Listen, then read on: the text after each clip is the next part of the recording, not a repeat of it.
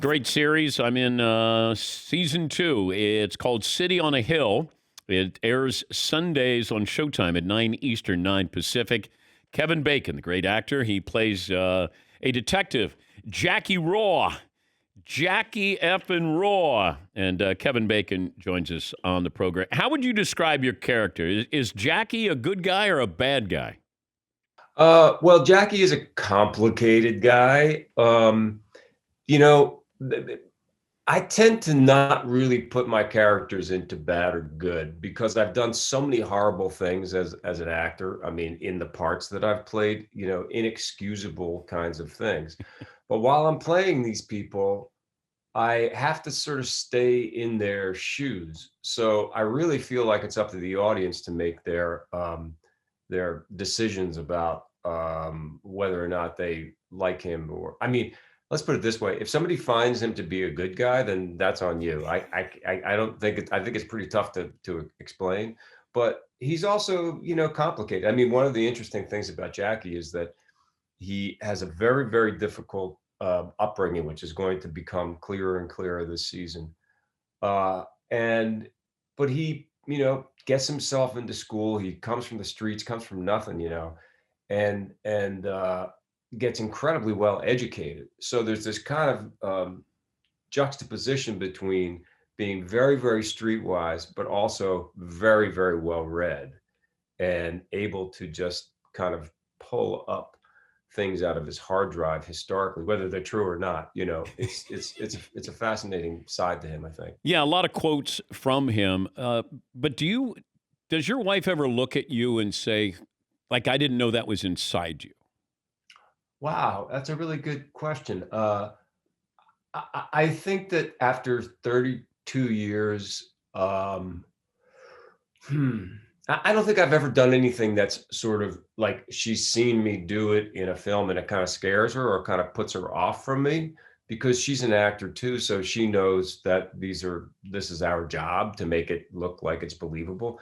But the most exciting thing for me and the greatest joy that I would have is to show her a scene and have her say, okay, that surprised me in terms of that choice that you made there, because she knows all my tricks.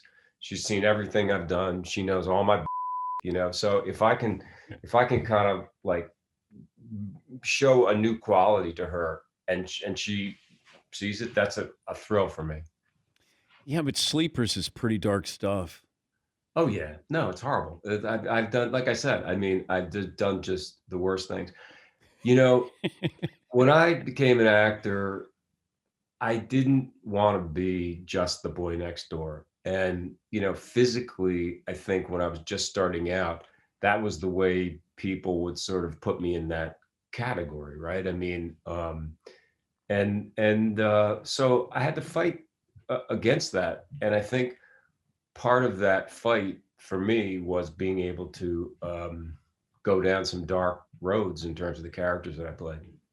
But then you have a movie like Footloose. So you have Footloose early, so we see you as, boy, that guy, he's the energetic guy that he's doing the do-gooder.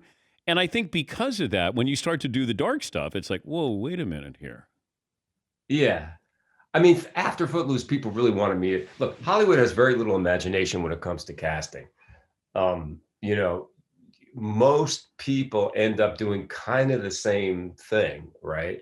I mean, even some of our great actors, they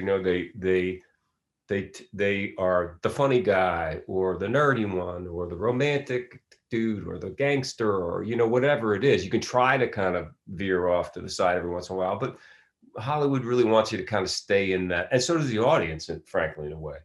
So after Footloose, what people wanted me to do was that again, or some sort of version of that. And I tried, a couple of times, but it didn't really feel right to me, not to who am or what I wanted to be as an actor. Were you offered Dirty Dancing? No, I don't think I was. No. Was that after Footloose? I guess it was. I'm just thinking of all that, you didn't get Saturday Night Fever. No, I didn't. No, that's true. That's true. But if you look, here's a little tidbit. The next movie that I did after Footloose was called Quicksilver, and I played a bike messenger. Yeah. And I wanted to do the movie because it was pitched to me as this sort of like, kind of gritty New York. It was supposed to take place in New York thing about a guy loses money on Wall Street. He becomes, it was like a streetwise. It was the director kept saying to me, "I just love Martin Scorsese. I just love Martin Scorsese. I want to make Mean Streets, right?" It's not what they had in mind at all. And when you end up seeing the movie, I actually have a dancing, what do you call it, a pas de deux, with a ballerina where I'm dancing on a bike. I'm doing like tricks. I had to learn to do stunts on a stunt cycle, and she's dancing around me. So basically, they were like, "We're taking the Footloose kid and we're putting him in this bike movie where there has to be a bike dancing number." And you should check it out online. It's hilarious, actually, if you haven't seen it. You're from Philly, but you have to have a Boston accent. The difference between those two. Oh, huge, huge. I mean, accents. If you look at accents on the East Coast, they kind of slide in a way, and Boston is in this weird way. I mean, for one thing, the O sound, the O sound in Philly is a really specific sound. You flatten your A's and you say, "I'm going to get a Coke," and that's the most specific sound. In Boston, totally different. I can't even think of what it is now. Totally different sound, and then it kind of slides down through New York, and you hear it change. And then after it moves out of Philadelphia, it becomes more extreme. When you get to Baltimore, and you're like, everyone's talking like this in Baltimore, even more extreme. And then it sort of slides into a Virginia accent, and then sort of morphs into a Southern accent. It's a really fascinating thing to me. I hope that we never. I find accents to be like national treasures, and I hope that we never lose it.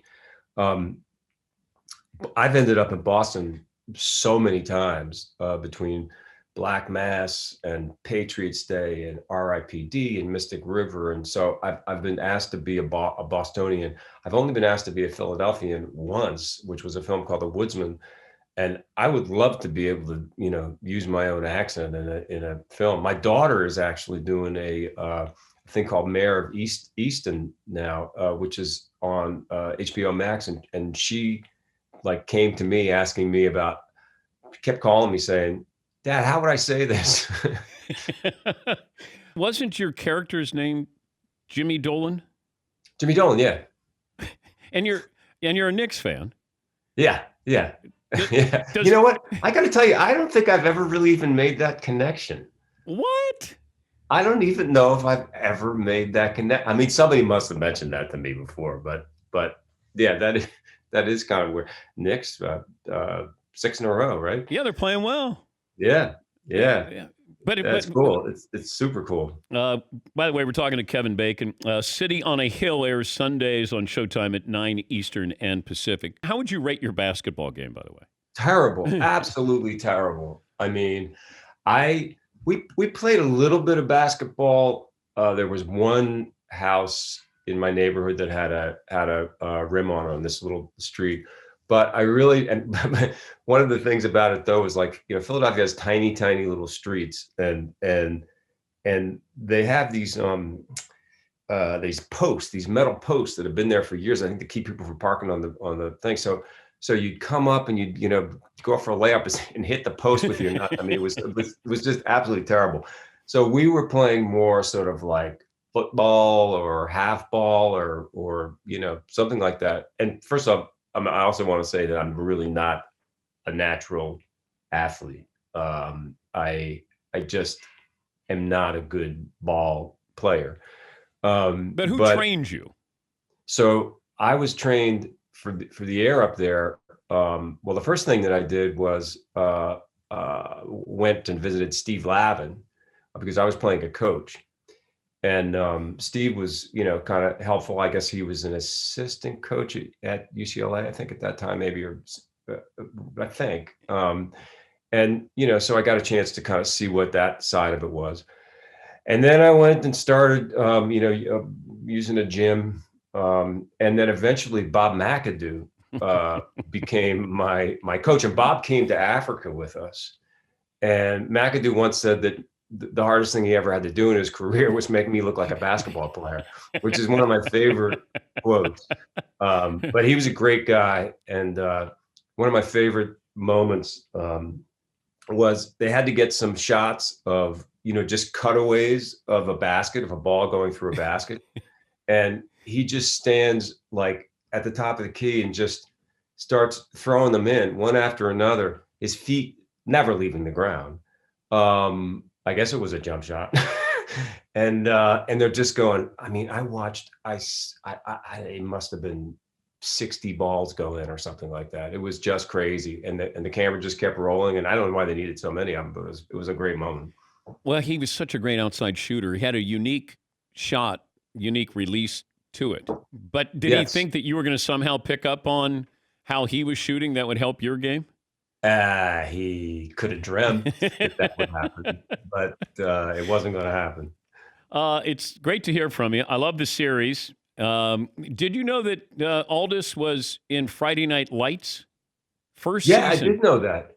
So he was the quarterback in New Orleans who is transferring in, and you guys got something going on there. It's a great rivalry between you two. I love working with Aldous. He's such a great man and such a great actor. And when I get a scene, he was actually cast before I was in City on a Hill, and so when we walked on the set, I think our first scene, if I remember correctly, was the scene where we meet for the first time. I didn't know. I didn't watch Friday Night Lights. I have to go back someday because everyone loves it, but I just never. It just wasn't a show that was on my radar. And we did one take, and I was like, "Oh, this is going to be great. I'm going to love getting in the ring with this guy because he's so present, and he's so." You throw something at him and he throws it back, and it's when I get a script, if there's a scene between the two of us, I know it's golden. How many cigarettes do you smoke an episode? Yeah, a lot. Although I can tell you that and I don't think I will ever anymore. I'll tell you why, because when they're herbal cigarettes, by the way, when we shut down after the first two episodes, and when we started back up, the protocols were no smoke on the set at all. It was something having to do with the COVID particles being able to hang on to smoke earlier. Like, a lot of times on films, you use what we call atmosphere, which is, kind of a smoky kind of look to get the light shining through and stuff like that. Or if you're in a bar and it's supposed to be cigarettes. But we weren't allowed to smoke, and I wasn't allowed to smoke. So it was all a digital effect from this second episode on, so I don't think I'll ever have to smoke again. Oh, now you ruined it for me. See, I thought you were smoking these heaters, and I was going, God, your wife has to be yelling at you. No, it's not good. It's not good. I mean, they are herbal, but I don't ever think they're, who knows? Yeah. Well, congrats on the series, and great to talk to you again, Kevin. Thank you for joining us. I'm so happy always to talk to you, man. It's great, even in this situation. Thank you, bud. All right, take care. That's Kevin Bacon.